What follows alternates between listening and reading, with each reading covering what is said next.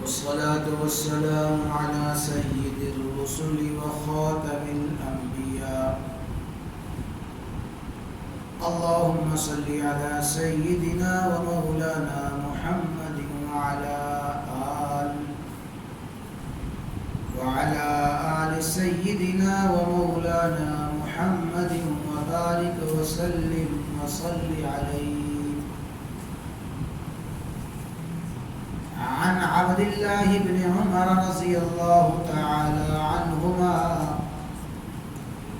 أن أهل الجاهلية كانوا يصومون يوم عاشوراء، وأن رسول الله صلى الله تعالى عليه وسلم صامه والمسلمون قبل أن يفترض رمضان.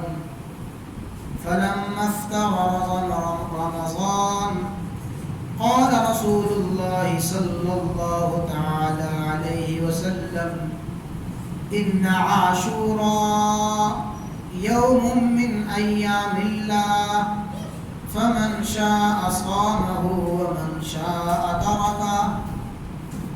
وعن عبد الله بن عباس رضي الله تعالى عنهما أن رسول الله صلى الله تعالى عليه وسلم قدم المدينة فوجد اليهود صياما يوم عاشوراء، فقال لهم رسول الله صلى الله تعالى عليه وسلم: ما هذا اليوم الذي تصومونه؟ قالوا: هذا يوم عظيم أنجى الله فيه موسى وقومه وغرق فرعون وقومه، فصامه موسى شكرا فنحن نصومه. فقال رسول الله صلى الله تعالى عليه وسلم: فنحن أحق وأولى بموسى منكم فصاما، أو كما قال النبي صلى الله تعالى عليه وسلم.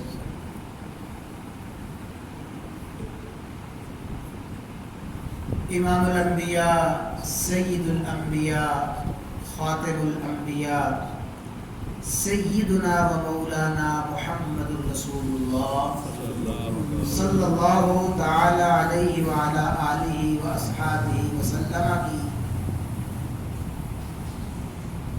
دو احادیث مبارکہ پڑھی گئی ہیں. ان احادیث میں یوم عاشورہ کی عظمت، یوم عاشورہ یعنی 10ویں محرم الحرام کی اہمیت اور 10ویں محرم الحرام کا ایک اہم عمل ذکر کیا گیا ہے. محرم الحرام کی 10ویں تاریخ وہ تاریخ ہے جو قبل از اسلام زمانہ جاہلیت میں بھی بڑی اہمیت اور بڑی عظمت والی تاریخ سمجھی جاتی تھی. اسلام سے پہلے بھی زمانہ جاہلیت کے لوگ بھی 10ویں محرم الحرام کی عظمت، فضیلت، اہمیت کے قائل تھے. یہ حدیث مبارکہ جو ذکر فرمائی گئی، پہلی حدیث میں فرمایا گیا: ان اہل الجاہلیت کانوا یصومون یوم عاشوراء، کہ جاہلیت کے لوگ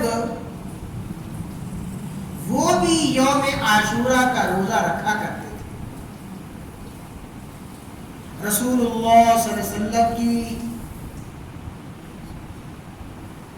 نبوت کے اعلان سے پہلے جبکہ آپ نے اعلان نبوت بھی نہیں فرمایا تھا، قریشی بھی، مکہ والے بھی اور زمانہ جاہلیت کے لوگ بھی یوم عاشورہ کا روزہ رکھتے تھے۔ معلوم ہوا کہ یہ یوم عاشورہ کا روزہ اور یوم عاشورہ یہ اسلام سے قبل بھی اہمیت اور عظمت والا دن سمجھا جاتا تھا۔ تو رسول اللہ صلی اللہ علیہ وسلم نے جب زمانہ جاہلیت میں روزہ رکھتے ہوئے لوگوں کو دیکھا تو رسول اللہ صلی اللہ علیہ وسلم نے بھی یوم عاشورہ کا روزہ رکھا، اور پھر آپ نے مسلمانوں کو بھی یوم عاشورہ کا روزہ رکھنے کا حکم دیا، اور فرمایا گیا قبل ان یفترض رمضان، جب تک ماہ رمضان کے روزے فرض نہیں ہوئے یوم عاشورہ کا روزہ فرض تھا۔ یعنی رسول اللہ صلی اللہ علیہ وسلم نے بھی 10ویں محرم کا روزہ رکھا، اور رمضان کے روزے کی فرضیت سے پہلے محرم الحرام کی 10ویں تاریخ کا روزہ فرض تھا، اور جاہلیت کے لوگ بھی روزہ رکھتے تھے۔ جب ماہ رمضان کے روزے فرض ہوئے، رسول اللہ صلی اللہ علیہ وسلم نے فرمایا ان عاشوراء یوم من ایام اللہ، لوگوں عاشورہ 10ویں محرم الحرام کا دن من ایام اللہ، اللہ تعالی کے دنوں میں سے ہے۔ یہ لفظ بھی یاد رکھنے چاہیے۔ دن تو سارے کے سارے کس نے بنائے ہیں؟ اللہ تعالیٰ نے بنائے ہیں۔ سارے کے سارے ایام اللہ تعالیٰ نے بنائے ہیں، لیکن کسی چیز کی عظمت کو، خاص اہمیت کو، فضیلت کو بیان کرنے کے لیے اس کی نسبت اللہ تبارک و تعالیٰ کی طرف کر دی جاتی ہے۔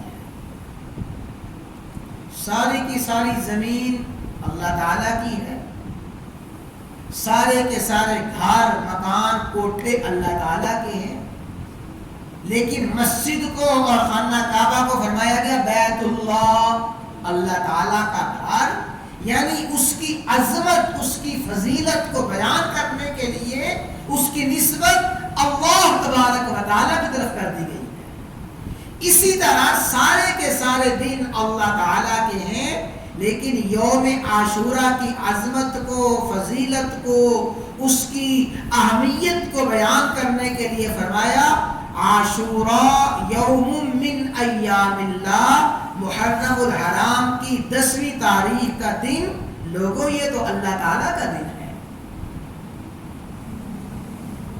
یہ دو باتیں، یعنی پہلی بات کہ زمانہ جاہلیت کے لوگ بھی یوم عاشورہ کا روزہ رکھتے تھے، اور رسول اللہ صلی اللہ علیہ وسلم نے فرمایا کہ یوم عاشورہ اللہ تعالیٰ کے دنوں میں سے ہے۔ یہ دو باتیں ذہن میں رکھیں۔ یہ تو تھا مکی دور میں آپ کا معمول، مکہ مکرمہ میں آپ نے یوم عاشورہ کا روزہ رکھنا شروع کیا۔ حضرت عبداللہ بن عباس فرماتے ہیں کہ ان رسول اللہ صلی اللہ علیہ وسلم قادم المدینہ، رسول اللہ صلی اللہ علیہ وسلم مدینہ منورہ تشریف لے آئے ہجرت کے بعد۔ جب آپ مدینہ منورہ تشریف لائے تو آپ نے دیکھا کہ یہود یوم عاشورہ کا روزہ رکھتے ہیں۔ مکہ مکرمہ میں بھی زمانہ جاہلیت کے لوگ عاشورہ کا روزہ رکھتے تھے۔ جب آپ مدینہ میں تشریف لائے تو آپ نے دیکھا کہ مدینہ کے یہودی وہ بھی یوم عاشورہ کا روزہ رکھتے ہیں۔ تو رسول اللہ صلی اللہ علیہ وسلم نے ان سے پوچھا ما ھذا الیوم الذی تصومونہ، یہ 10ویں محرم الحرام کو جو روزہ رکھتے ہو، ما ھذا الیوم، یہ کیسا دن ہے؟ یعنی اس دن کے روزہ رکھنے کی کیا وجہ ہے؟ تو یہود نے کہا ھذا یوم عظیم، یہ بڑی عظمت والا دن ہے، یہ یہود کہہ رہی ہیں ھذا یوم عظیم، عظمت والا دن. کیسا عظمت والا دن؟ انجى اللہ فیہ موسیٰ وقومہ، اللہ تعالیٰ نے اسی دن میں موسیٰ علیہ السلام کو اس کی قوم کو نجات عطا فرمائی تھی. وغرق فرعون وقومہ، اللہ تعالیٰ نے فرعون کو اس کی قوم کو غرق فرمایا تھا. تو بڑی عظمت والا دن، موسیٰ علیہ السلام کو نجات ملی تھی، ان کا دشمن اور ان کی دشمن قوم غرق کی گئی تھی. فصامہ موسیٰ شکرن، موسیٰ علیہ السلام نے شکرانے کا روزہ رکھا. فنحن نصومہ، لہذا ہم بھی موسیٰ علیہ السلام کی اتباع میں محرم کی 10ویں تاریخ کا روزہ رکھتے ہیں. ان تمام احادیث سے یہ بات بڑی روشن کی طرح عیاں ہوئی کہ محرم الحرام کی 10ویں تاریخ زمانہ جاہلیت میں بھی قبل از اسلام بھی عظمت والی تھی. رسول اللہ صلی اللہ علیہ وسلم نے بھی اس کی عظمت کو بیان فرمایا. زمانہ ہجرت کے بعد جب یہود انہوں نے بھی اس کی عظمت کو بیان کیا اور اللہ تعالیٰ نے اس دن میں موسیٰ علیہ السلام کو نجات عطا فرمائی. اور بعض ضعیف روایات کے مطابق اللہ تعالیٰ نے اس دن میں اور بڑے بڑے واقعات کا ظہور فرمایا. مثلا بعض روایات میں آتا ہے کہ اسی دن حضرت آدم علیہ السلام کی توبہ قبول کی گئی. اللہ تعالیٰ نے اسی عاشورہ کے دن حضرت ابراہیم خلیل اللہ علیہ السلام کو آتش نمرود سے نجات عطا فرمائی. اسی دن اللہ تعالیٰ نے حضرت نوح علیہ السلام کی کشتی کو جوتی پہاڑ پہ لگایا. اور بعض روایات میں بڑے بڑے واقعات بیان کیے گئے، لیکن یہ واقعہ کہ اللہ تعالیٰ نے موسیٰ علیہ السلام کو نجات عطا فرمائی، فرعون کو غرق فرمایا، یہ واقعہ تو صحیح حدیث میں، بخاری میں، مسلم میں، احادیث کی بڑی بڑی کتابوں میں آیا ہے. تو عاشورہ کا دن شروع ہی سے عظمت والا دن ہے. اللہ تعالیٰ نے حضرت سیدنا حسین ابن علی رضی اللہ تعالی عنہ کی شہادت کے لیے بھی اسی عاشورہ کے دن کا انتخاب فرمایا. گویا حضرت علماء فرماتے ہیں کہ اللہ تعالیٰ نے حضرت سیدنا حسین ابن علی رضی اللہ تعالی عنہ کی شہادت کو 4 چاند لگانے کے لیے شہادت حسین کے لیے بھی محرم الحرام کی 10ویں تاریخ کا انتخاب فرمایا. تو رسول اللہ صلی اللہ علیہ وسلم نے روزہ رکھا. اب آخری حدیث سن لیں کہ رسول اللہ صلی اللہ علیہ وسلم نے جب 10ویں تاریخ کا روزہ رکھا، مدینہ منورہ میں تشریف لانے کے بعد، تو صحابہ کرام کے ذہن میں ایک اشکال آیا. یا رسول اللہ، آپ تو 10ویں تاریخ کا روزہ رکھتے ہیں اور 10ویں تاریخ کا روزہ یہود بھی رکھتے ہیں، اور آپ نے خود ارشاد فرمایا من تشبہ بقوم فہو منہم، جو شخص کسی قوم کی مشابہت کرتا ہے وہ قیامت کے دن انہی کے ساتھ ہوگا. جس کا لباس، جس کا کھانا پینا، جس کا اٹھنا بیٹھنا، جس کی زندگی کا طور طریقہ جس قوم کے مطابق ہوگا، قیامت کے دن انہی کے ساتھ ان کا حشر ہوگا. تو صحابہ کے ذہن میں اشکال پیدا ہوا کہ یہ تو یہود کے ساتھ مشابہت ہے. بات سمجھ رہے نا کہ یہود بھی 10ویں تاریخ کا روزہ رکھتے ہیں، ہم بھی رکھتے ہیں، یہ تو مشابہت ہو گئی. اس سے اندازہ کیا جا سکتا ہے کہ صحابہ کرام رضوان اللہ تعالی علیہم اجمعین غیر مسلم اقوال کی نقالی میں کتنا محتاط تھے. عبادات میں بھی غیر مسلموں کی، یہود و نصارہ کی مشابہت نہیں کرتے تھے، حالانکہ روزہ تو عبادت ہے. تو یا رسول اللہ صلی اللہ علیہ وسلم، یہود روزہ رکھے، ہم بھی روزہ رکھتے ہیں، تو یہود کے ساتھ مشابہت ہو گئی. تو فرمایا رسول اللہ صلی اللہ علیہ وسلم نے اذا کان العام المقبل انشاءاللہ، انشاءاللہ العزیز جب آئندہ سال آئے گا، سمن الیوم التاسع، ہم 9ویں تاریخ کا روزہ بھی رکھیں گے. اس لیے رکھیں گے تاکہ یہود کے ساتھ مشابہت نہ ہو، روزے میں مشابہت یہود کے ساتھ ہو۔ تو فرمایا حدیث مبارکہ میں جب آئندہ سال آیا تو آئندہ سال محرم الحرام کی 10ویں تاریخ سے پہلے توفا رسول اللہ صلی اللہ علیہ وسلم، رسول اللہ صلی اللہ علیہ وسلم کا انتقال ہو گیا۔ لیکن آپ نے قاعدہ اور قانون بتا دیا کہ اگر اللہ تعالیٰ توفیق دے 10ویں تاریخ کا روزہ رکھنا ہے تو 10ویں کے ساتھ 9ویں محرم الحرام کا روزہ شامل کر لیا جائے تاکہ یہود کے ساتھ مشابہت سے بچا جا سکے۔ اور علماء نے، محدثین نے فرمایا کہ 9ویں تاریخ کا روزہ رکھنے کی وجہ یہ ہے تاکہ یہود کے ساتھ مشابہت نہ ہو۔ تو اگر کوئی 9ویں کو روزہ نہیں رکھ سکا، وہ 9ویں کی بجائے 11ویں کا روزہ رکھ لے، جو مقصد ہے وہ حاصل ہو جائے گا۔ مقصد ہے مشابہت سے بچنا۔ 9ویں 10ویں کا روزہ رکھ لیا جائے یا 10ویں اور 11ویں کا روزہ رکھ لیا جائے، بھئی یہی محرم الحرام کی 10ویں تاریخ کا اہم حکم ہے۔ اور میں عرض کرتا ہوں کہ شہدائے کربلا کے ساتھ مشابہت بھی اسی شخص کی ہے جو 10ویں تاریخ کا روزہ رکھے گا۔